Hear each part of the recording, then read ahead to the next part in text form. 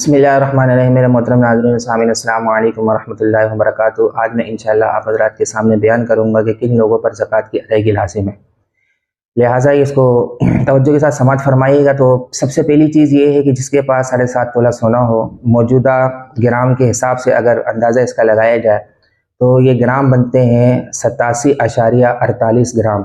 अगर जिसके पास इतना सोना मौजूद है तो उसके ऊपर ज़कात की अदायगी लाजिम है। या 52.5 तोला चांदी हो, मतलब इसका ये है कि 612.36 ग्राम अगर किसी के पास चांदी मौजूद हो तो उसके ऊपर ज़कात की अदायगी लाजिम है।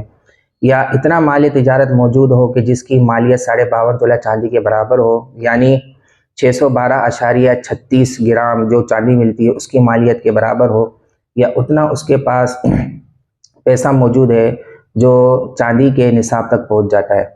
अगर किसी शख्स के पास इन चारों में से अगर कोई एक निसाब मुकम्मल है तो उसके ऊपर ज़कात की अदायगी ये लाजिम है। अब इसमें एक और मसला भी समाअत फरमा लीजिए कि ज़रूरी नहीं है कि किसी के ऊपर अगर किसी के पास 7 तोला सोने से 7.5 तोला सोने से कम है तो उसके ऊपर ज़कात की अदायगी लाजिम नहीं हो सकती। अगर 7.5 तोला सोना उसके पास नहीं है, उससे कम सोना मौजूद है उसके पास, और इन चारों अमवाल में से बकिया 3 अमवाल में से कोई दूसरे अमवाल भी इसके पास मौजूद है, मिसाल के तौर पर कैश रकम इसके पास मौजूद है जो ज़रूरत से ज़ायद है, या माल तिजारत मौजूद है, 1 तोला सोना उसके पास रखा है और माल तिजारत मौजूद है, तो अब करेंगे क्या? अब इन दोनों को मिक्स करेंगे, 1 तोला सोना और जो माल तिजारत है।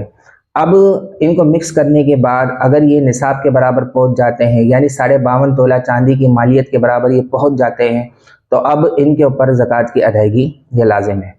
इसी तरीके से एक और मिसाल ले लीजिए।